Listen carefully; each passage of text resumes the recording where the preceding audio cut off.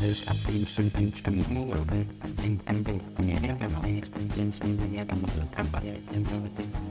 Hello friends, welcome back to the channel where we talk about all things finance, market and money. आज का topic super exciting होने वाला है क्योंकि हम बात करने वाले हैं Hyundai की आईपीओ के बारे में जो कि मार्केट में आ चुका है। Hyundai वही फेमस कंपनी की मैं बात कर रहा हूँ जिसकी गाड़ी क्रेटा वरना हर गली मोहल्ले में हमें नजर आती है।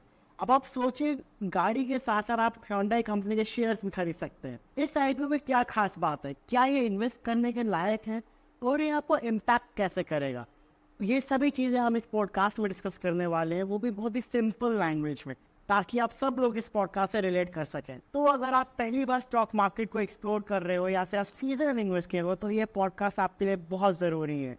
बैठ जाओ, रिलैक्स करो, चिल करो, एंड तक वीडियो को ज़रूर देखना क्योंकि आखिर में कुछ मज़ेदार टिप्स आपके साथ शेयर करने वाले हैं हम लोग। डिटेल्स जानने से पहले इस Hyundai IPO की कुछ की इन्फॉर्मेशंस मैं आप लोगों को बता देता हूँ। Hyundai का IPO है, इसका issue size more than 27,000 crore है। इसका प्राइस बैंड 1865 से लेकर 1960 रुपये पर इक्विटी शेयर है और ये फ्रेश इशू नहीं है, ऑफर फॉर सेल है। क्लियर हो गया कि IPO का जो स्ट्रक्चर है कैसा रहे हैं। सो अब चलते हैं कंपनी के ओवरव्यू की तरफ। तो Hyundai का नाम तो हम सब ने सुना है विनय, क्या आप हमें ये बता सकते हैं कि कंपनी कैसे मार्केट में स्टैंड करती है और इसका बिजनेस मॉडल क्या है? बिल्कुल धनुष, हुंडई मोटर इंडिया लिमिटेड 1996 में इंडिया में इनकॉर्पोरेट हुई है, जो कि एक south Korean company Hyundai motor company की सब्सिडियरी है। हुंडई मोटर कंपनी एक इंटरनेशनल ऑटो मैन्युफैक्चरिंग कंपनी है। हुंडई इंडिया की बात करें तो इंडिया के अंदर वो 4 व्हीलर पैसेंजर व्हीकल्स को मैन्युफैक्चर करते हैं। कार मैन्युफैक्चरिंग के अलावा वो after sale service, engineering services भी प्रोवाइड करते हैं। इसके अलावा कार इंश्योरेंस ब्रोकरेज की भी सर्विस को प्रोवाइड करते हैं। अगर हम इसके बिजनेस मॉडल की बात करें तो इनकी बिजनेस मॉडल 5 पिलर्स पर डिपेंड करती है, जिसमें पहला है स्ट्रॉन्ग पेरेंटेज। क्योंकि इनकी पेरेंट कंपनी HMC एक ग्लोबल ऑटो मैन्युफैक्चरिंग कंपनी है, तो उनके डीप नॉलेज और एक्सपर्टीज़ को ये लिवरेज करके इंडिया के अंदर कार मैन्युफैक्चर करते हैं। जो सेकेंड इनका पिलर है वो है कंप्रिहेंसिव पोर्टफोलियो, प्रोडक्ट पोर्टफोलियो। इनके पास different type of car segments हैं, जिसमें हैचबैक हो गया, सेडान हो गया, एसयूवी हो गई, ईवी हो गया। इसके बाद जो थर्ड इनका पिलर है बिजनेस मॉडल का वो है एक्सटेंसिव डिस्ट्रीब्यूशन नेटवर्क। आप रूरल एरिया में चले जाओ, सब अर्बन में चले जाओ, अर्बन में चले जाओ, आपके इनके एजेंसीज मिल जाएंगे, इनके सर्विस सेंटर मिल जाएंगे। जो फोर्थ इनका बिजनेस मॉडल का पिलर है वो है कस्टमर सेंट्रिक अप्रोच। सो ये कस्टमर के जो प्रेफरेंस होते हैं, ट्रेंड्स होते हैं, उसको आइडेंटिफाई कर लेते हैं अर्ली स्टेज में और उसके हिसाब से अपने कार्ड को डिज़ाइन करते हैं जो कि कस्टमर्स को काफ़ी पसंद आते हैं। जो फिफ्थ पिलर है इनके बिजनेस मॉडल का वो है strong governance and management team. इनकी लीडरशिप की बात करें तो काफ़ी एक्सपर्ट है और इनके बोर्ड में आप देखोगे एक मिक्स मिलेगा ग्लोबल और लोकल एक्सपर्टीज में। जैसे कि इनके चेयरमैन आपके कोरिया के होंगे और इनके CFO इंडिया से हो। अब बात करें इनके मार्केट पोजीशनिंग की, तो इनका मार्केट पोजीशन बहुत स्ट्रांग है। इंडिया के अंदर ये सेकेंड लार्जेस्ट ऑटो मैन्युफैक्चरर्स हैं।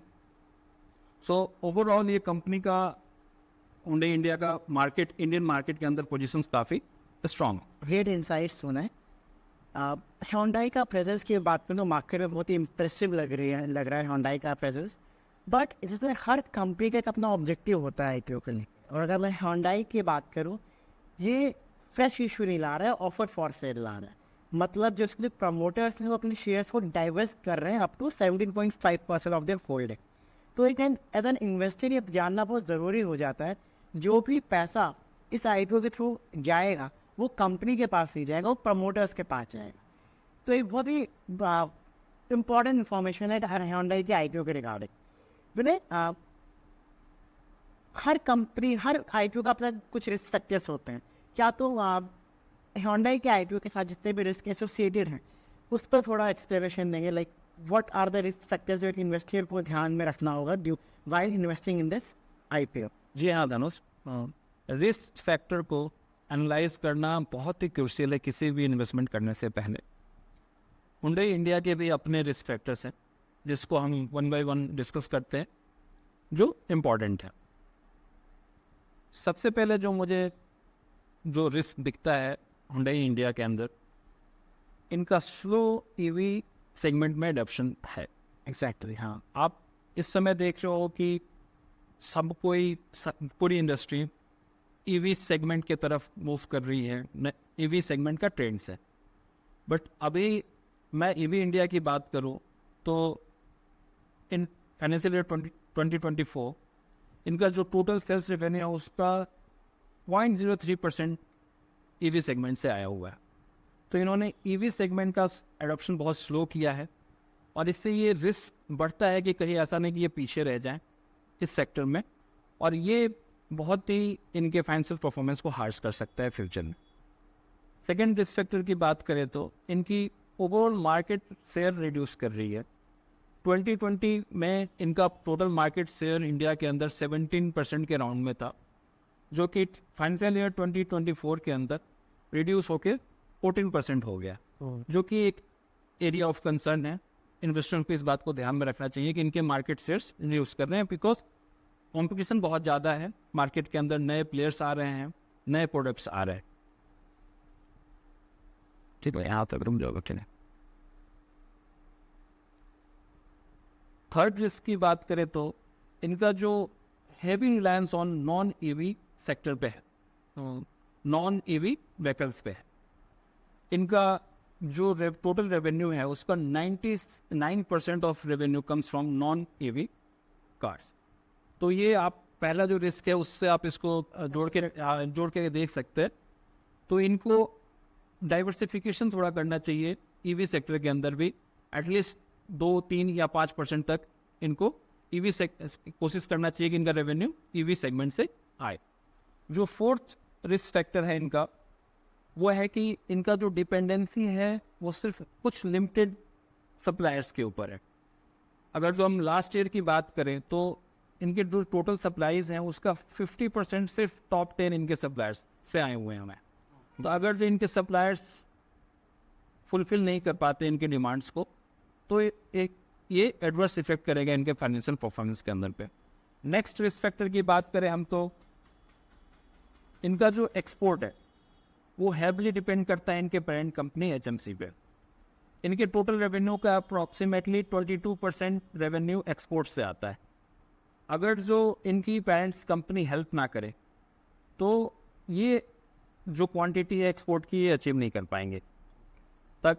तो इनको कंटिन्यूसली कंसिस्टेंटली एक जो रिलेशनशिप है पेरेंट्स कंपनी सब बना के रखनी पड़ेगी इसको मेंटेन करने के लिए। नेक्स्ट अगर जो हम रिस्क फैक्टर की बात करें, हाई कैपेसिटी यूटिलाइजेशन, मैन्युफैक्चरिंग जो इनकी कैपेसिटी है इसका वो 97% ये यूटिलाइज कर रहे हैं ऑलमोस्ट। सेम इनका सिंगल मैन्युफैक्चरिंग प्लांट है, इंटीग्रेटेड प्लांट है चेन्नई के अंदर। तेलंगाना में? हाँ नहीं, तेलंगाना में नहीं, तेलंगाना में अभी आएगा फ्यूचर में। ठीक है, जो चेन्नई में जो इनका सिंगल प्लांट है उसकी जो एनुअल कैपेसिटी है अराउंड 8 लाख यूनिट्स की है और उसको ये फुली यूटिलाइज कर रहे हैं। इसमें रिस्क ये है कि सपोज मार्केट में डिमांड बढ़ती है तो उसको ये फुलफिल नहीं कर पाएंगे क्योंकि 8 लाख की ही कैपेसिटी है इनकी, उससे ज़्यादा ये प्रोड्यूस नहीं कर सकते हैं। सपोज मार्केट में अगर जो डिमांड आती है 3 लाख तो उसको ये फुलफिल नहीं कर पाएंगे। तो ये एक रिस्क फैक्टर है। हालांकि इनका सेकेंड प्लांट आ रहा है महाराष्ट्र के अंदर, पुणे के अंदर, उसके बाद से इनकी जो टोटल कैपेसिटी होगी एनुअल वो 10 लाख के ऊपर चली जाएगी। नेक्स्ट रिस्क फैक्टर की बात करें तो इनकी डिपेंडेंसी है एसयूवी के ऊपर काफ़ी ज़्यादा है।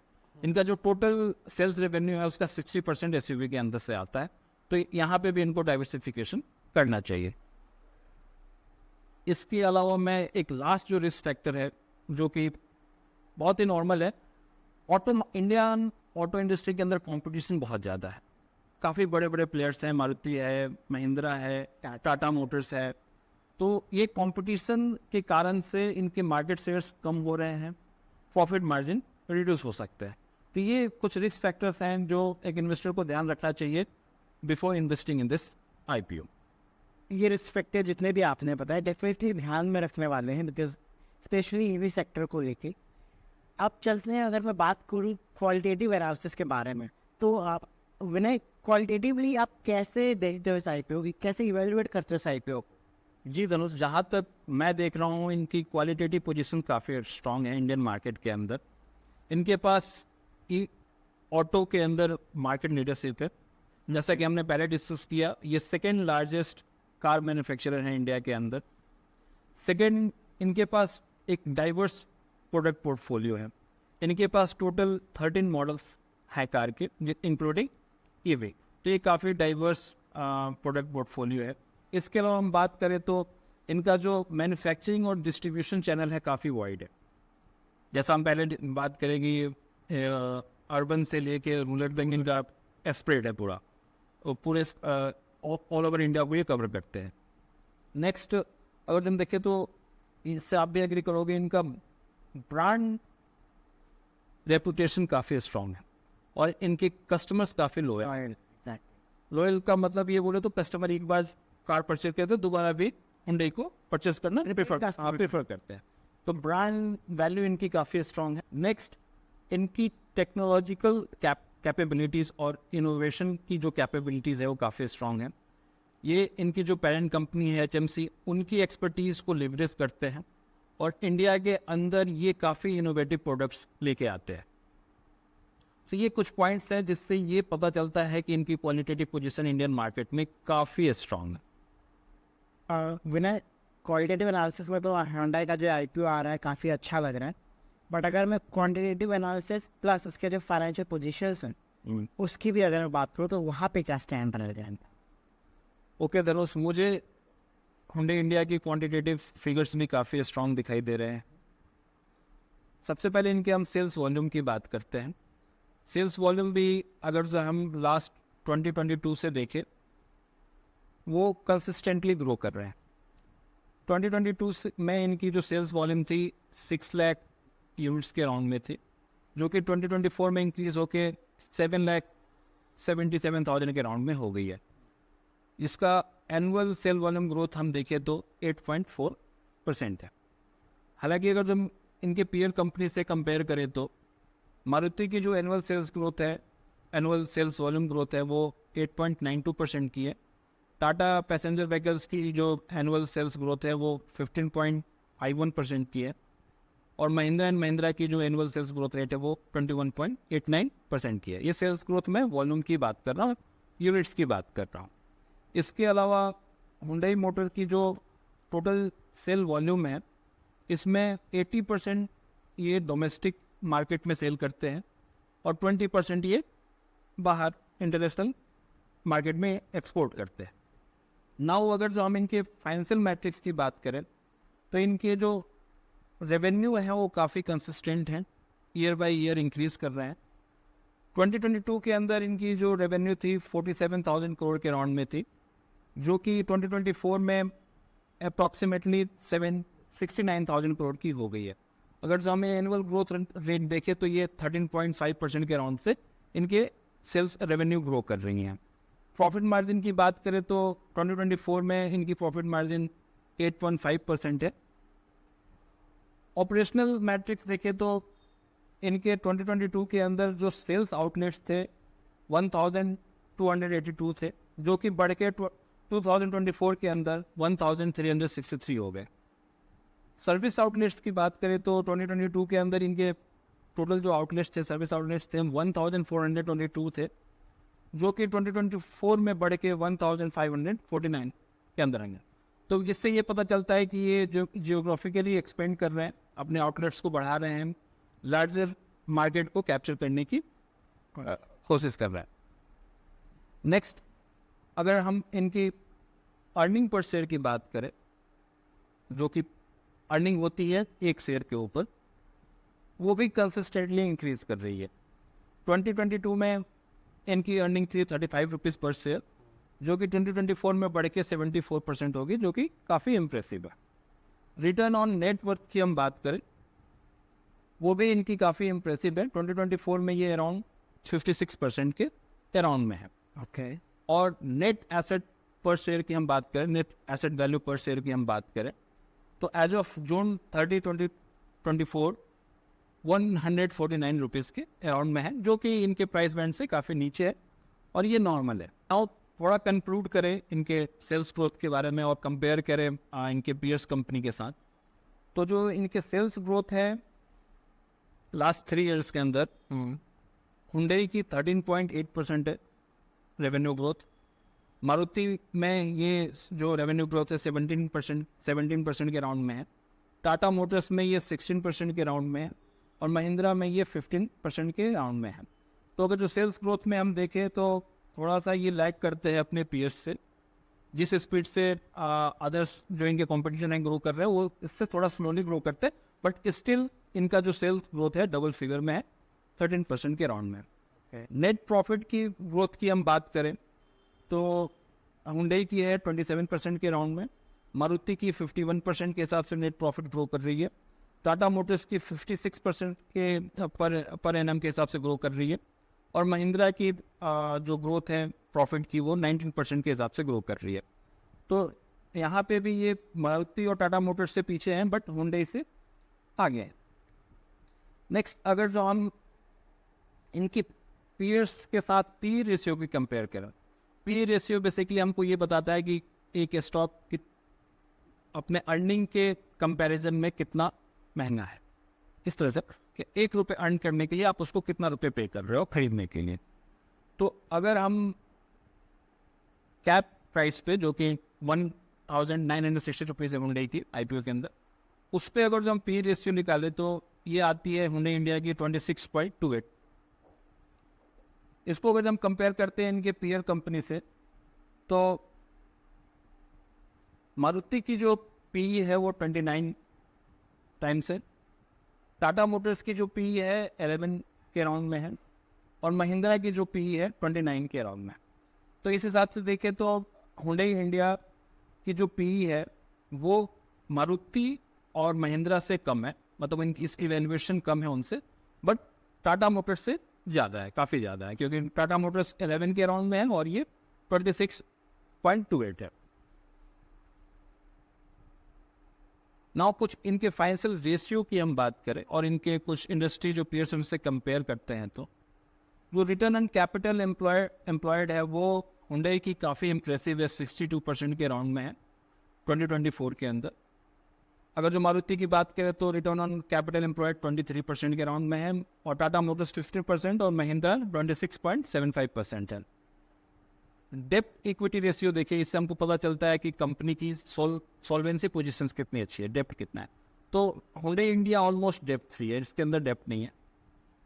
वैसे ही मारुति सुजुकी भी डेप्ट फ्री है, उसके अंदर कोई डेप्ट नहीं है। टाटा मोटर्स के पास है डेप्ट, 0.46 का इनकम मल्टीपल है डेप्ट इक्विटी रेशियो का, और महिंद्रा भी ऑलमोस्ट डेप्ट फ्री है, 0.03 इनका मल्टीपल है।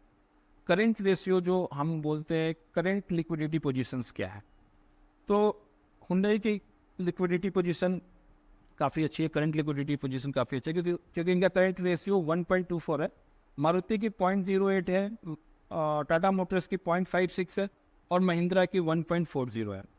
तो अगर जो करंट रेशियो और देखें और करंट लिक्विडिटी पोजीशंस हम देखें तो हुंडई की जो करंट लिक्विडिटी पोजीशन है मारुति और टाटा मोटर्स से अच्छी है, हालांकि महिंद्रा से थोड़ी कम है, बट 1.24 आइडियली कंसिडर किया जाता है कि अच्छा लिक्विडिटी पोजीशन है।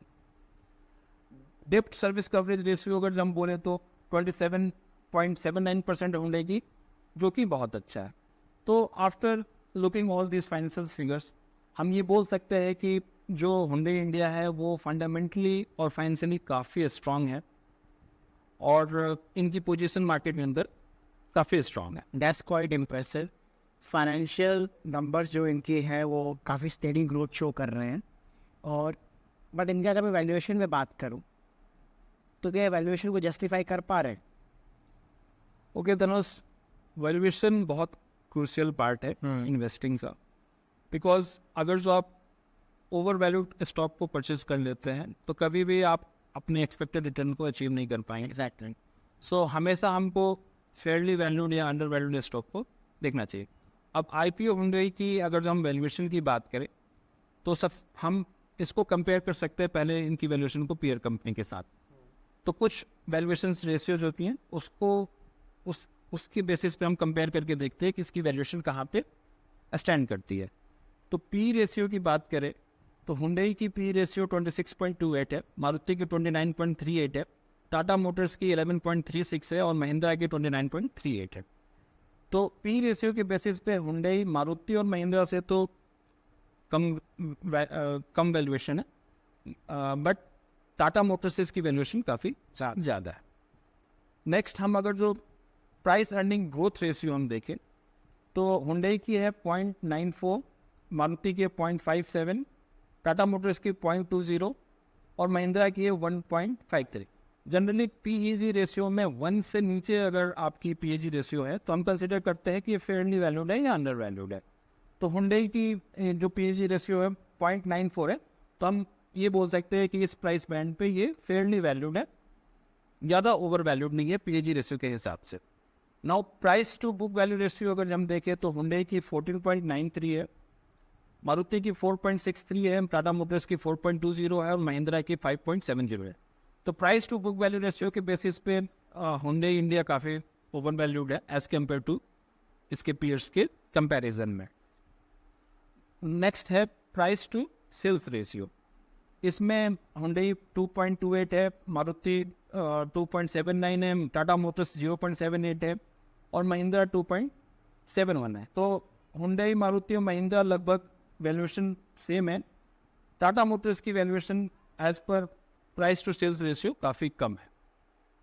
नाउ अगर जो एक simple valuation based discounted EPS growth model पे विद सम एग्जाम्पशंस, जिसमें अगर जो ये करंट जो ग्रोथ रेट है उसको मेंटेन करते हैं, अगर उसके बेसिस पे मैं कैलकुलेट करता हूँ तो इसकी जो वैल्यूएशन आती है 1693 रुपीज़ की आती है, जो कि प्राइस बैंड से इनके जो फ्लोट प्राइस है उससे भी कम है, लेकिन ज़्यादा गैप नहीं है। अप्रॉक्सीमेटली जो वैल्यूएशन आई है 1700 की आई है और इन्होंने जो कैप प्राइस रखा है 1900 रखा है। तो इसको मैं बोल सकता हूँ कि हुंडई इंडिया की जो आईपीओ आई है वो फेयरली टू ओवर वैल्यूड है। E7 है, तो मतलब हम वैल्यूएशन पे एक न्यूट्रल स्टांस रख सकते हैं। इसके साथ ही हमारे पास Hyundai आईपीओ के रिगार्डिंग काफ़ी लेटेस्ट अपडेट्स नहीं हैं। जैसे अगर मैं बात करूं, कल 14 तारीख में ही Hyundai आईपीओ ने अभी तक 8,315 करोड़ रुपए रेज कर लिए अपने एंकर इन्वेस्टर्स के थ्रू, वो भी कैप प्राइस पे, जो कि 1960 रुपये पर शेयर है। और हालांकि अगर मैं बात करूं इसके ग्रे मार्केट में, तो ग्रे मार्केट प्रीमियम इसका Hyundai आईपीओ का 3% तक घट चुका है कल। तो विनय, हम इसको अगर कंक्लूड करना चाहें तो हम कैसे पूरा इसको कैसे कंक्लूड कर सकते हैं? क्या इसका समराइज करेंगे एक बारी? ठीक है धनुष, मैं इसको समराइज कर देता हूँ एक बार, जिसमें हम इनके कुछ पॉजिटिव पॉइंट्स जो हैं और कुछ नेगेटिव पॉइंट्स हैं उसको डिस्कस कर लेते हैं। तो सबसे पहले हम पॉजिटिव पॉइंट्स की हम बात करते हैं। हुंडई इंडिया आईपीओ और हुंडई इंडिया कंपनी फंडामेंटली बहुत स्ट्रांग है। एग्जैक्टली, हाँ। इनका मार्केट प्रेजेंस बहुत स्ट्रांग है, इनकी जो सेल्स ग्रोथ है वो कंसिस्टेंट है, ईयर बाय ईयर इंक्रीज कर रही है। नेक्स्ट, इनके पास स्ट्रॉन्ग लीडरशिप है, इनके पास एक एक्सपर्ट लीडरशिप है जिसमें आपको इंटरनेशनल एक्सपर्टीज़ और लोकल एक्सपर्टीज़ की एक मिक्सचर मिलती है। इसके अलावा ये इनका जो मार्केट प्रेजेंस है और स्ट्रॉन्ग ब्रांड वैल्यू है वो इनको एक अपसाइड देता है, एक अपर हैंड देता है। अब अगर जो हम नेगेटिव पॉइंट की हम बात करें, जो मुझे लगता है इनका जो slow adoption of EV segment है वो इनका एक नेगेटिव पार्ट है। इनको जल्द से जल्द ईवी सेगमेंट को ग्रो करना चाहिए, उसको कैप्चर करना चाहिए उस मार्केट को। दूसरा जो पॉइंट्स मुझे इनका नेगेटिव लगता है, इनका जो मार्केट शेयर है वो रिड्यूस हो रहा है। उसके लिए इनको देखना चाहिए कि क्या कर सकते हैं, अपने मार्केट शेयर को कैसे इंक्रीज कर सकते हैं। उसका मार्केट शेयर इंक्रीज करने का ईवी सेगमेंट को जो ग्रो करेंगे तो डेफिनेटली इनका मार्केट शेयर इंक्रीज करेगा। नेक्स्ट, अगर जो वैल्यूएशन की बात करें तो जैसा हमने डिस्कस किया, इसकी valuation fairly to over valued है। तो इन सब बातों को ध्यान में रखते हुए, इसको कंसिडर करते हुए आप अपने हिसाब से इसको एनालाइज करिए और फिर डिसीजन लीजिए कि आपको हुंडई आईपीओ में इन्वेस्ट करना है या नहीं करना है। ग्रेट विनय। तो ये था हमारा Hyundai आईपीओ के का एनालिसिस। आपको हमारे इनसाइट्स कैसे लगे हमें ज़रूर कमेंट में बताइए। इस आईपीओ को इन्वेस्ट करने से पहले अपने फाइनेंशियल एडवाइजर से ज़रूर कंसल्ट करें। तब तक के लिए stay tuned for more such podcast. Take care and happy investing. Thank you so much.